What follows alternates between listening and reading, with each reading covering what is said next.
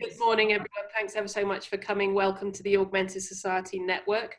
We're a thematic network as part of the Royal Society of Arts and Manufacture. We explore, collaborate, and reflect on the future of human interaction with technology. Last two sessions, I have added audio to the chat channel so that you can enjoy both channels audibly. So what we speak and what we write are both available via the Augmented Society .org website. So they make for interesting listening. So this is part 3 of a 3-part series that we put together as a result of the pandemic, the COVID-19 disaster that we're all experiencing as we speak, and looks like we will be for some months to come.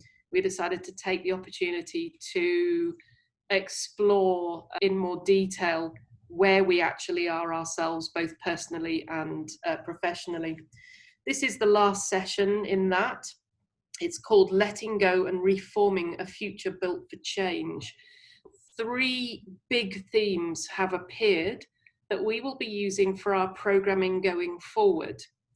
Those 3 themes are education, reassessing value, and the agility of resources. Now, we would like to spend equal amounts of time on each of those this morning, and then just wrap up at the end and summarize where we are. We will then be, as we are already, working with the people that you see in front of you on the next session of programming, and that will take us through for the rest of the year. So if you have a particular interest in any of those 3 subjects, you'll have a chance to join us and help us write those and attend those in the coming months. So that's really exciting. We've got 3 very strong themes that have come out and we feel warrant additional conversation. The first theme, education, we're looking at how we've changed in terms of communicating and learning. Some of the themes that have come out from that is that the local school could potentially become the international school now, with your ability to travel around the world virtually, enriching your educational experience in a way that potentially it hasn't been so far. We're looking also at lifelong learning and whether education was ripe for disruption. We also then looked at assessing or reassessing value. Have we all discovered that actually it's our family now that means the most to us? Again, for some, a mixed bag of responses. Some of us, our families are thousands of miles away and it's actually painful. Others, they're very close to. So is it family? Is it the time to revisit the universal basic income? Is it time to take out the motivator of money in society and enable us to have many other ways of creating value in our lives? The definition of value, including currencies, for example, is interesting. And we also want to look at who owns money and who owns your set of value or your framework for value. The final one is the agility of resourcing. So this will range from getting something done all the way through to simply getting something to eat. Necessity being the mother of invention and perhaps reinvention have enabled us to look differently at the way we get things. Will it move to a more national or nation-based supply chain, or will we go to a much more complex and global solution to the everyday things that we need, which of course include toilet paper, which still seems to be offering. It was one of the topics in the Amazon talk at Collision, actually. What are people are actually doing online? So that one hasn't quite gone away just yet, so we'll revisit that. So Jonathan, would you take us through, and we'll go through each one. What we want to do is we will actually stop so that there is equal time for each topic, because I know on occasion education has filled the airwaves so completely, but that's why we'll be looking at 2 sessions at least for education. So Amy, you'll want to join us in the future for those as well, and then we'll determine what we're going to do with the rest. So Jonathan, over to you. Absolutely. So I've got to say I was at Costco this morning and was very happy to see that Charmin is restocked. Oh. So a bit of good news. as Zoe was saying, this series has been really fruitful in terms of really establishing some key themes that are generating a lot of, not only generating a lot of interest, but they're themes that we're not the only ones talking about. And so they are ripe for digging deeper. Just so to sort of set the table, because we want to get into the conversation, if you are here and want to share your email, please do so in the chat. If you are listening via the podcast, please reach out to Zoe or myself, and then we can connect you if there are people that you hear talking that really rings a bell for you, like, I want to talk to them further. Because that's what we are about, is really drawing these connections, because we know there is no way possible to get through everything we want to get through in the short time that we have here. But just to really set for future, just so you know what we're talking about, in July, we actually have a two-parter that is one day after the other. We are collaborating with the RSA House in London to do a truly global event on, really, it's about tracking and tracing and what are we willing to give up to be able to secure us in trying to rid ourselves of this virus. So it really begs the question of control. So there will be a panel that happens on Wednesday, the 22nd of July.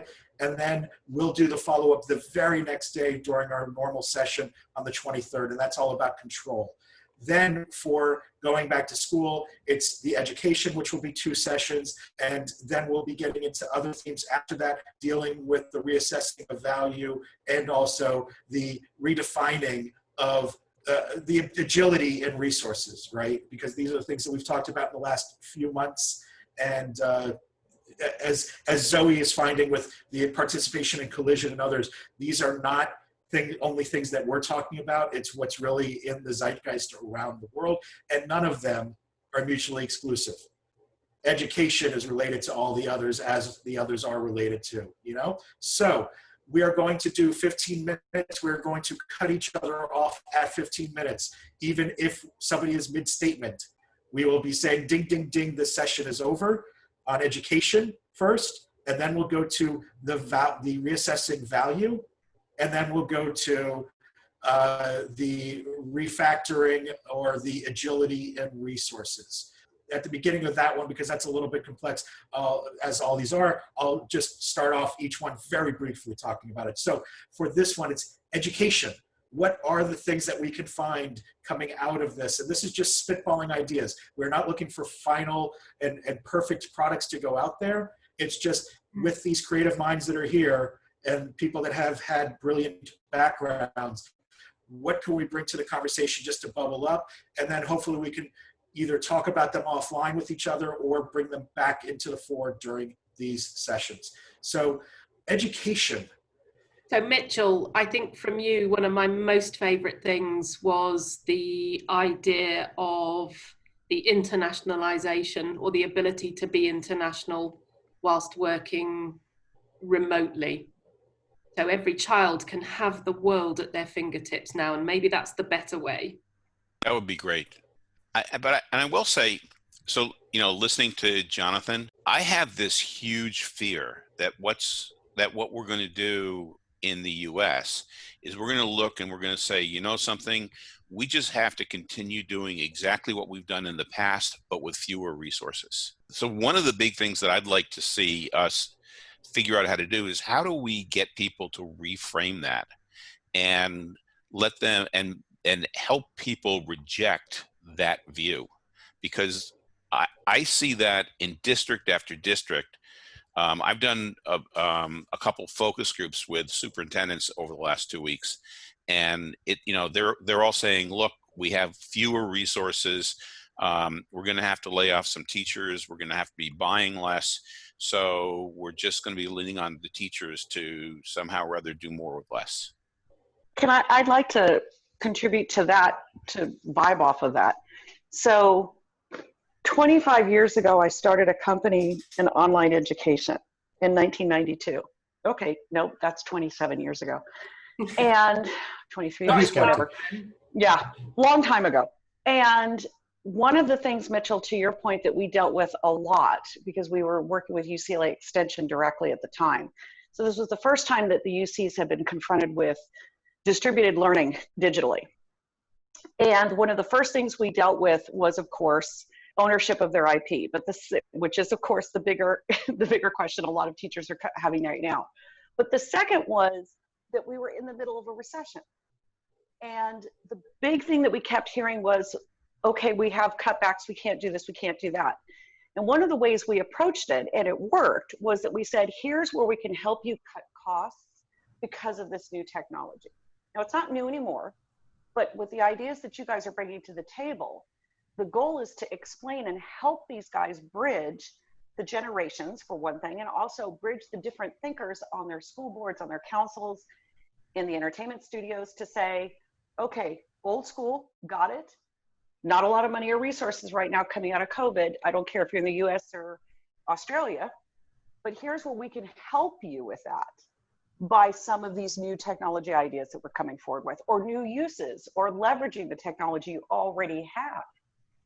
And that's what worked for us at the time. Now, double-edged sword with my story, because of course that was 20 some odd years ago, and we're just kind of implementing a lot of the things that we were able to change a lot of minds by using the very tools they already had and showing them how they could save money. Taking, sort of dovetailing off that, Jenny, and also what Carlos put in the comments about things like the Power MBA, or people looking at alternative types of education, right? Like that, exactly. Or Coursera or TEDx. One thing that I see a big need for, and we talk about how does AI play into these things, so many parents have recognized recently that our kids aren't getting what they need. And how are we going to find what they need? And we know that in a lot of school systems, a lot of schools, whether it's public or private, it's a one-size-fits-all mentality for each grade, class, whatever. And we know that our kids might respond better to different things, but to do the research ourselves is incredibly hard, because there might be pieces of gold out there that we just won't know, because those pieces of gold aren't marketing the way that others are.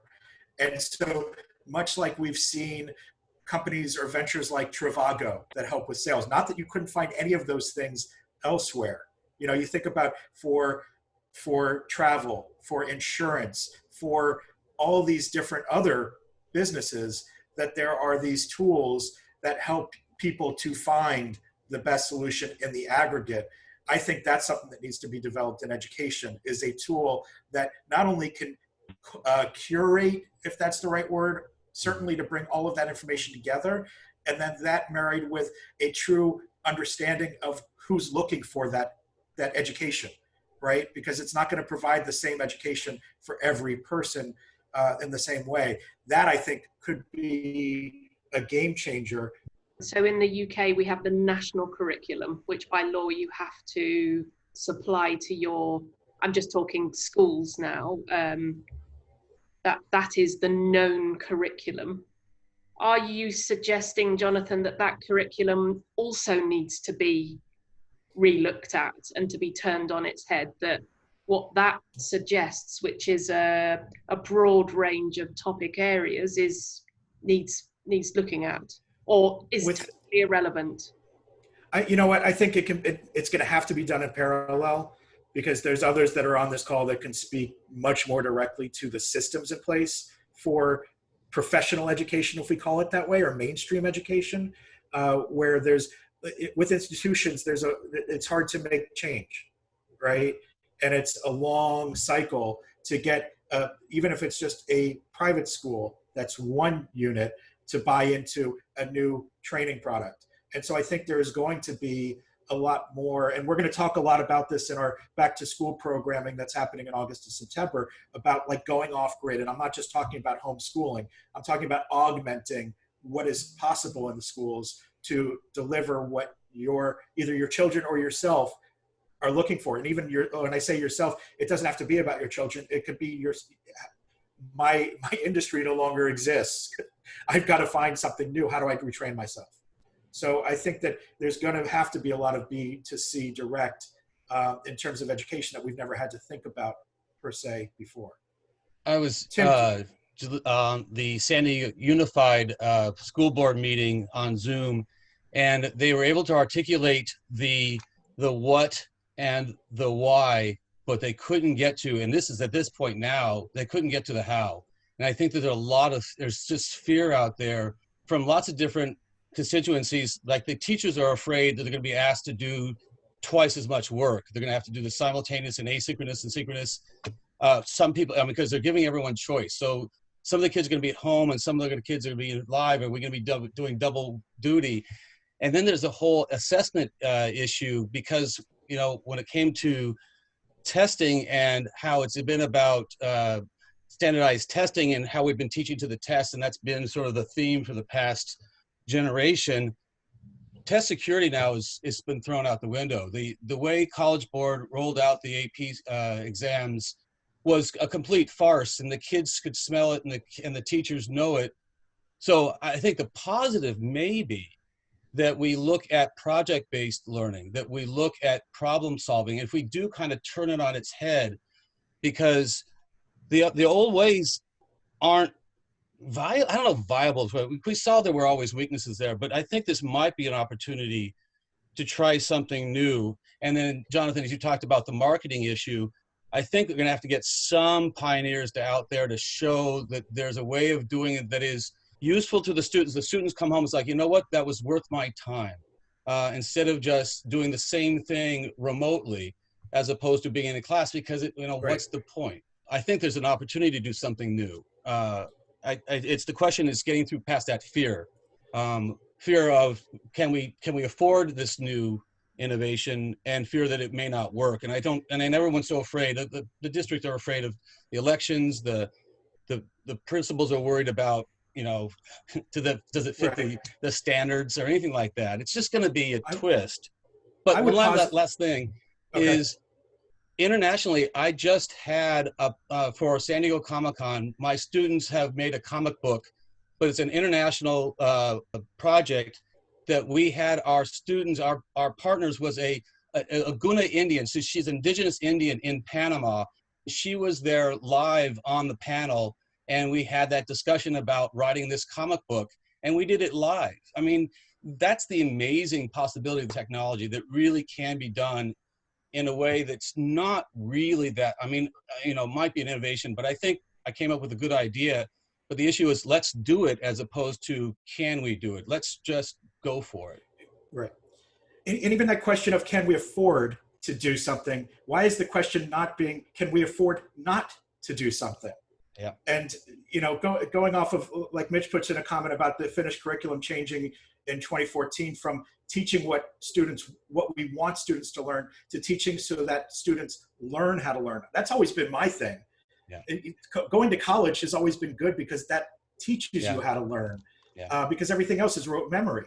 And if we're teaching our kids rote memory, they already know. You talked about the authenticity, and like the kids can sniff out, like this generation coming up, they can sniff out BS, right? Or when they're being played. And so if they already know in their head, in the back of their mind, what I'm learning and what I'm being forced to do here, like over and over and over again, I could just say, hey, Google, or ask Siri, and I'm going to get the answer. So if we're all worried. Yeah. So with only 6 minutes left, who's going to give us the vision of what it should be? Give us something really great that is what you see and you want to happen. Amy, you go. This is you. Putting it all on you. I have so many thoughts.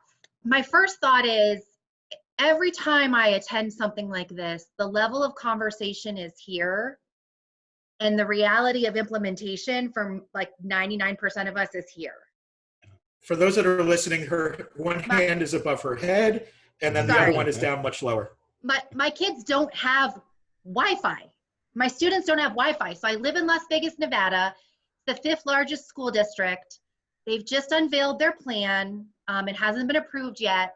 But the main issue is kids don't have working wireless. So they deployed school buses as these mobile hotspots. But of course, it's 110 degrees outside. Mm. So is your Chromebook really going to hold up in 110 degree heat? No.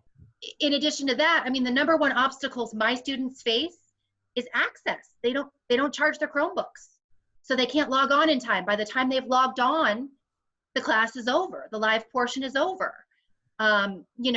they're doing it at home by themselves because their parents have to work. So I think it's great. I mean, my motto that I come back to again and again is technology is an amplifier. End of story. It's an amplifier. So what is education really about? It's about, to me, relationships.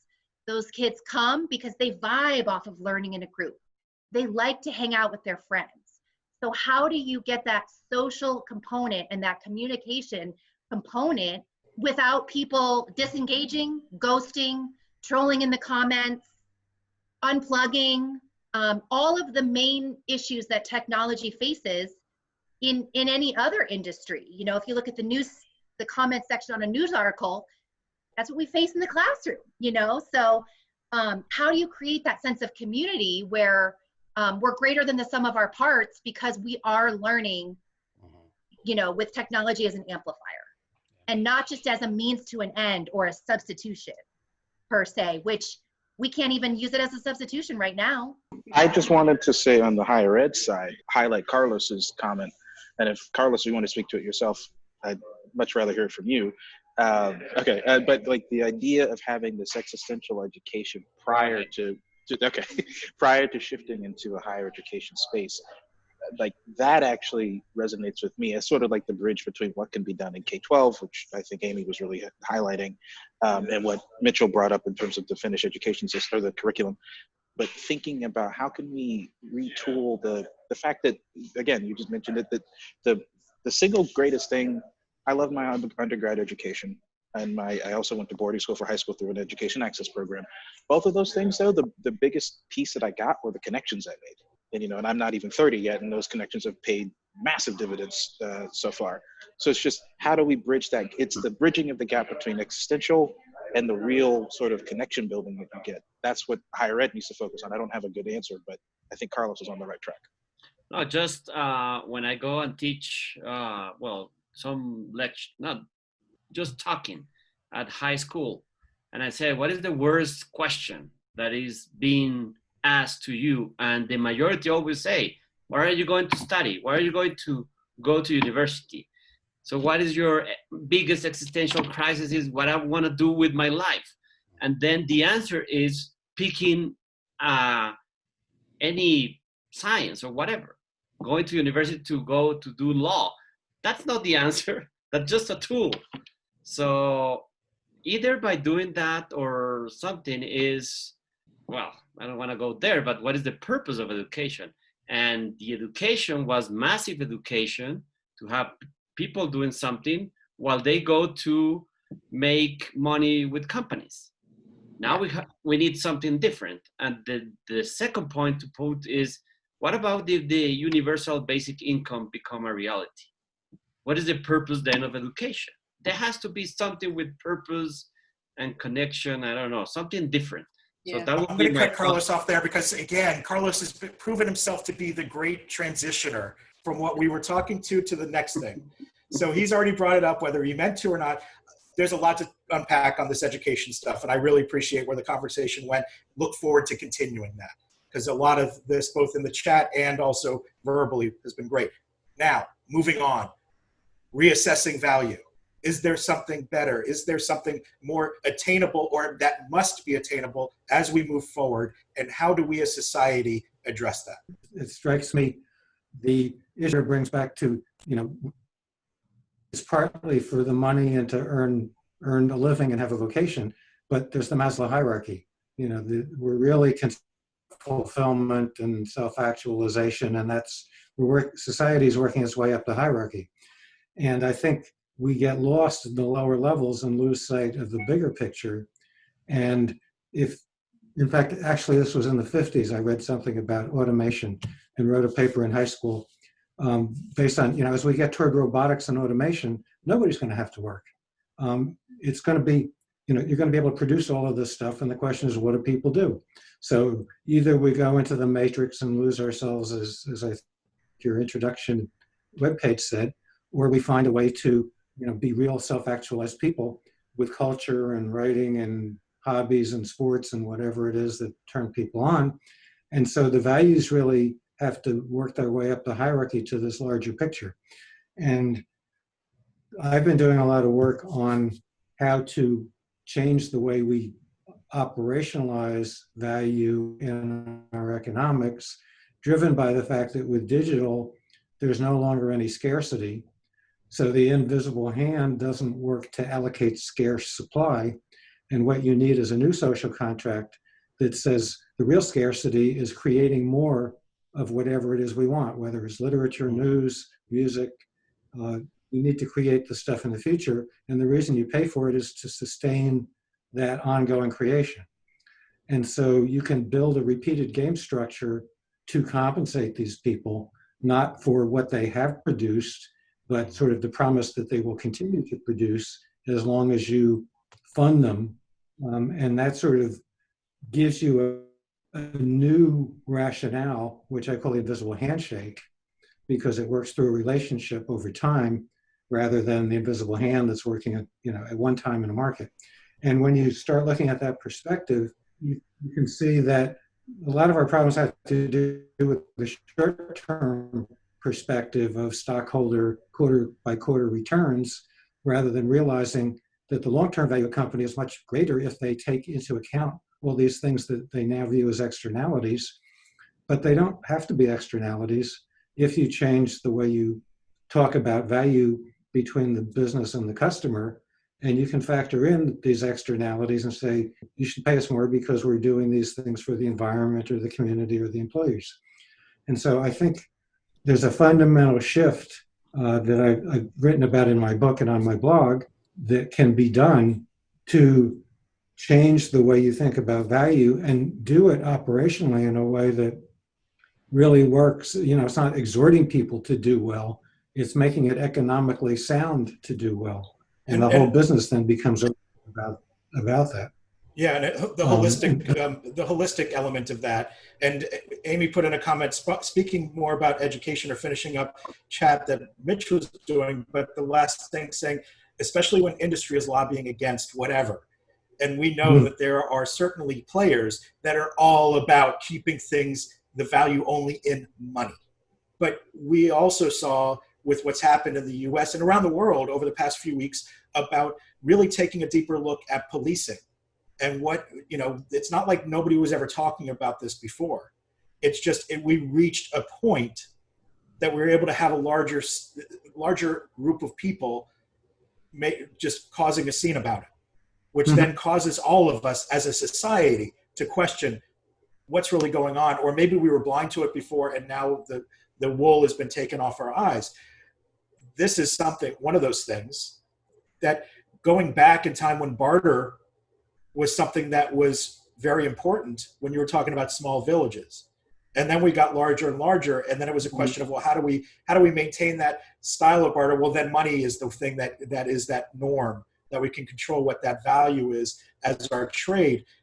Maybe that's not as necessary. And Dick, I will say you brought up another thing in terms of like, what is the reward for stuff? You look at gamification, and you look at the reward for a lot of the younger generations where it is about gamification. I don't need money. If I can complete these tests and then get chits, stars, whatever, to be able to buy more armor for my avatar or what have you. That's an interesting thing that will, like, how does that play into the real world? Can I just ask then, what's everyone's view of highly localized currencies? So in London, some years ago, we had the Brix, or the Brixton pound. Just recently, the London pound has been discussed. We also have other currencies that don't belong to governments or government organizations. Well, so I was thinking not so much the localized currency, but attended a really interesting session yesterday on something completely different, but they were talking about a dopamine spike. And if you really think about it, happiness is related to these dopamine spikes that take place in the brain. So the question is could we relate something's value to the amount of dopamine that it contributes to the brain long term? Because those are the things that cause us, addictive behavior. That's what games do so well. Is there some type of relation there to value? Yes, but then like we should talk about that in the next session about control, because how do you then measure what that level is and what privacy is lost by doing so. But in a very interesting, like, yeah. Go ahead, Tim. A question about the dopamine spike, because that's really interesting because it kind of gets into Maslow and it kind of gets into, you know, what moves us. But when it comes to the spike, how do you keep that going? Would it be, when it comes to that spike, is it going to be up and down, or how do we maintain a so level? the interesting thing is this person had a diagram. I mean, there were two diagrams. One is there's a loop: cue to craving to response to reward, and then back to cue. Okay, Yeah. and the things that contribute to the long-term dopamine have the cue, and then the person is expecting something to happen to give the reward, but when they expect it to happen and it doesn't happen, but then it does happen after some amount of time, that's when you get this, you know, virtual loop or virtuous loop where it keeps on continuing. Yeah. Okay. I'm great. sorry. Thanks. I'm just getting in my mind, Monsters Inc. If anybody remembers that movie, Yep. where they had to collect the screams to then power the town. Right. Just bringing up that thought. We have a minute left on this. Anybody want to get a last comment in? Well, about Maslow and self-actualization, I think we can say that everything can come from there. And then now positive psychology and this idea of the flow. And once you read these ideas of the people that experience the flow, which is like a peak dopamine moments, are really connected with something bigger than any material thing. It's like drawing something beautiful or seeing a mountain, or so how can we put that into currencies? I'm not an expert in economics, and I won't put my energy in if it's local currencies or whatever, maybe more a really globalized world, but then the interactions will be what has value. And the long-term Harvard study said that what we value most is relationships, because it makes us human. So the more relationship/coin value that you put into everything we do as society, then you will be rewarded more. Either if you're a company, a high school, whatever, a family, then you will get more rewards by society or something like that. Yeah, I've used my emotional bank account to get things done in the past. Yeah, something like that. Yeah. Teachers have to have one and get us through May. Yeah. Shall we move on then? Amy, did you want to say something? I just, I'm a feminist, and I think that it's very interesting because women are the keepers of relationships in most societies, but it's unpaid. It's emotional labor. It's not well valued. So I don't know about that. I don't know. That's a good point. Yeah. But it's interesting. Like, and we'll move on to the next thing. But the fact that we've been taught since the hopefully since the earliest age we can remember, that in order to get something out, you've got to give something. And you're rewarded based on how much you give. Or at least that's how I was brought up, and a lot in my circle. It's not just about the expectation that you're going to get given because you exist. Maybe we have moved too far on the spectrum to those that just expect because they're a citizen of or were born into a family. I don't know. But moving on to the next theme. I just saw a lot of quizzical looks on people's faces like, what the hell are you talking about, Jonathan? But that's why we're moving on to the next theme, which is about resource agility, right? So I used the example in the last session about why were 61,000 hens euthanized because restaurants weren't open to receive the eggs that were produced. Why are our supply chains, we now have found our supply chains were so complex that we had no ability to change things to actually address or to deliver what's needed to those that needed it most some of those communities that needed it most were no different than before the pandemic, and some were absolutely changed because of the pandemic. So what are the things that we can put in place? What's the thinking? I know that we've talked a lot about community in the past two segments and the ability to interact in a more authentic way. And to me, social networks don't do that. Social networks have become, how do I put my best person forward, as opposed to that authentic communication. Maybe there is the authentic communication that has to happen of people having, like, how do we, maybe that's a solution of just opening up those channels to be able to raise your hand and step forward to refactor. Other thoughts? I'd like to, add in as well. We talked a lot about project and product delivery, things that were taking months or years to be delivered, being delivered in a much more agile or human-centered way, which is something that we had into that equation as well. So both things. I was going to say that I was pretty impressed. I tend to underestimate people, I think, with the agility of resources in my neighborhood, and the idea that people were going to the stores and buying up and hoarding all the toilet paper. But then if you went on your local neighborhood app, people were like, I can't find toilet paper and I'm a disabled vet. Oh, 20 people. It was like stone soup, you know. Everyone came forward. Everyone had a role to share. So the idea that, you know, maybe we're going into the stores because it's me against this company, but then in my neighborhood with my people, almost everyone shared. And they shared even when they didn't have it to share sometimes. So I found that to be, I mean, that's what resources are for. They redistributed themselves very quickly. Do you think it's about personal responsibility in some ways? I was just thinking about my grandparents through the Depression, throughout their lives, they always had an extra supply of whatever, the toilet paper. That was never an issue. It's because when resources were scarce, you never got yourself to a point where you were in an impossible situation. And if you were in that difficult situation, you had a neighbor, you had a network that could help you out in that emergency. And maybe that's something that we can work on. It's a personal, individual responsibility, but for a communal or community neighborhood benefit. So is that just the natural transition that hopefully this pandemic has reinforced, that we've got to move away from the me and more towards the we?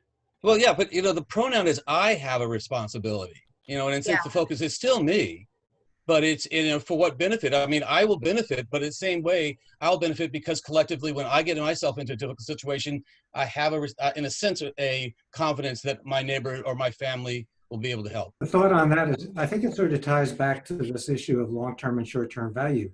That, you know, 50 years ago, there was a lot of slack in the system, and there was this ability to deal with shortages. You know, we had the PPP and ventilator concerns and all of this resource stuff, but everybody's been going toward just-in-time, you know, being lean and efficient and squeezing all of the slack out of the system.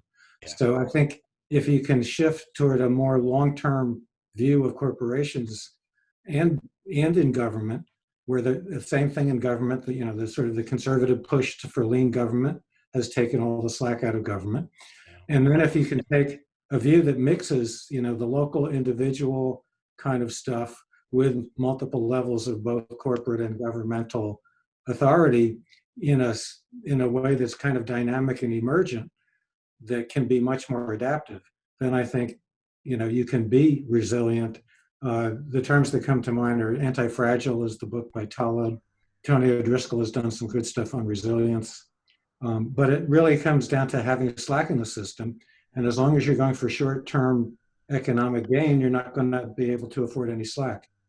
And if you've personally used all your slack, if you're already running on empty, then you have to look to other resources to balance it. But, well, okay, that gets to an idea that I threw out casually to Tony O'Driscoll. It seems to me there's a need for a kind of option for, instead of having stockpiles of ventilators that no one's going to want, we hope, there ought to be a way to have like an option that says, you know, General Motors or whoever it is prepared to shift their production line to ventilators on command, and there's an option that says, we're going to pay so much for the option, and on command, you're going to shift. Either it's paid up front or it's paid after the effect. But, there's, just like World War II was a total remobilization, there ought to be an option structure, I think, may give you a way to build that flexibility in advance, like an insurance policy. I love that idea. About a personal portfolio of resources that you have as an exchange. So I'm going to put more into toilet paper this month, and I'm going to take it out of the tank of petrol. Right. And then if there's a system that keeps track of who has what stocks, then globally what's the supply and how can we trade, my stockpile for your stockpile. Amy, lift us up. No, my one surprising reaction to all of this was, why do we even need a stockpile? Everyone's instinct was to go out and find toilet paper. And I was like, when I'm on my last square of toilet paper, that's when I'll find more. It's hard to understand culturally, what actually, you can't find rice, eat bread. You can't find bread, eat rice. You can't find either, eat what you have. Mm-hmm. Why do we as a society feel so entitled to our first choice of resource? We've been given so many choices. Couldn't you just use what you have? I had some friends from other countries. We were all joking, like the Filipinos use a tabo, which is like a little dish with water, or a bidet. Couldn't you invent a new resource instead of just worrying so much about the shifting and the allocation and the supply chains? Think outside the box and just forget about the supply chain altogether. Reinvent it. Jenny, I don't know if this was sort of what you were thinking with 3D printing, but you want to talk about 3D printing? Because that could be. Well, I was really surprised how much it wasn't, and I was reading as much as I could amongst the technology groups and forums to see where 3D printing was coming during this crisis. And all I kept thinking was, if we can requisition a General Motors or somebody else to make ventilators, which, again, I get it. Later that was decided that was not as important. PPEs were more important. Why weren't we 3D printing them? Why weren't we requisitioning the bigger companies who are cutting edge in this area right now, several of which are in Silicon Valley, that are actually have the machines that are big enough to print massive amounts at one time of objects? Why wasn't that more of the conversation, or was it, and I just maybe wasn't plugged into the right groups? Yeah, there was some of that. In fact, I know there's a small a place called New Lab in Brooklyn Navy Yard, and they had a company that was taking the 3D printers and making face masks. But Jenny, to that point, as a resource, so there's a company called Legendary Effects.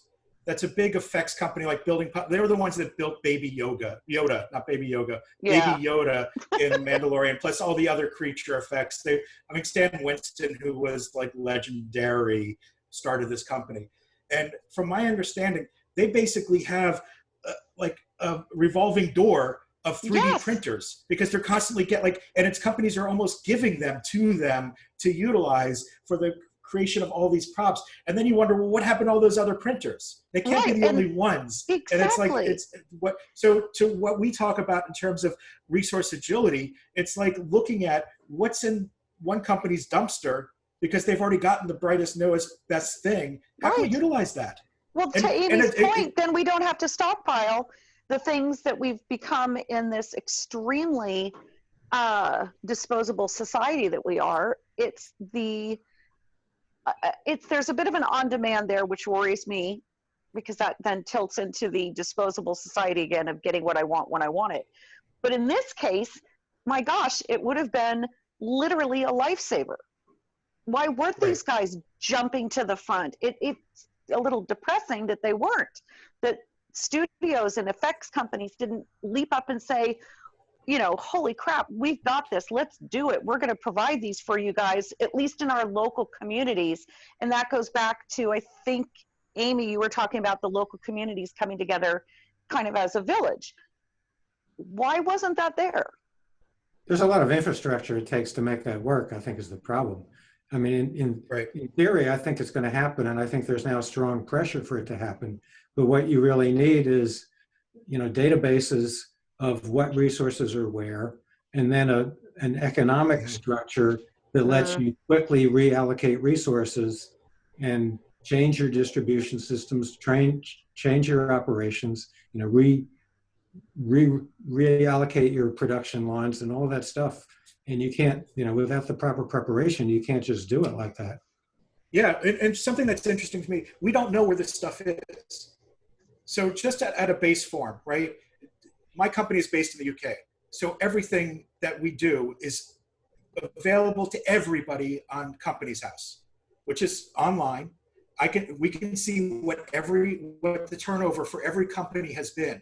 You can't, hell, even if you're a shareholder, you can't really get a good, clear view of what's happening in the companies that you hold shares in.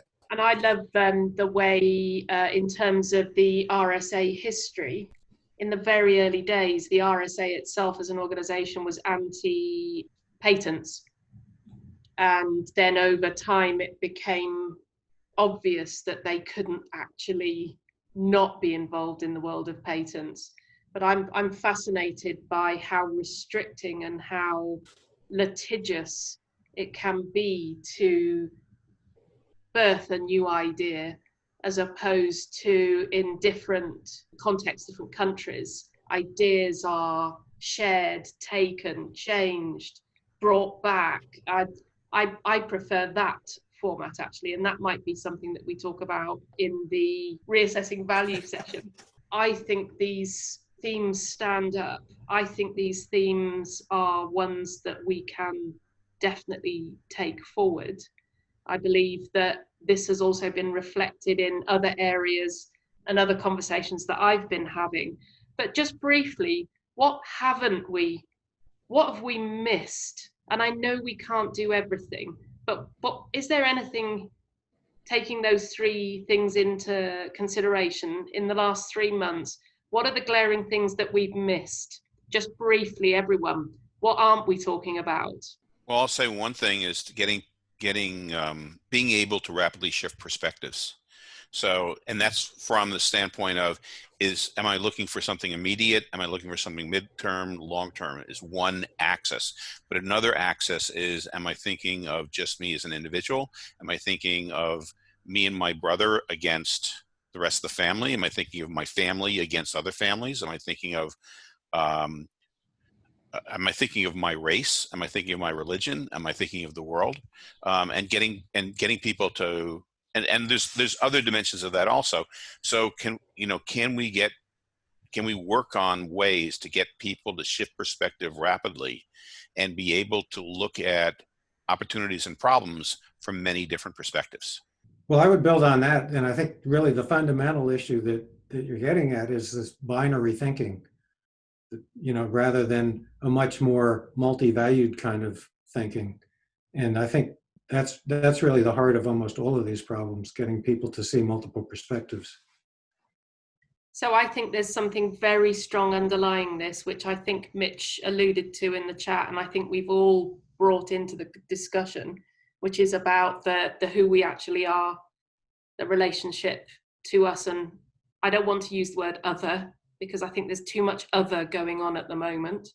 But I think there's something in that we have to understand our context and who we are within it, who our family is, and a lot of things that are associated with that. So I'm going to actually wrap us up there. Thank you so much for being a part of this.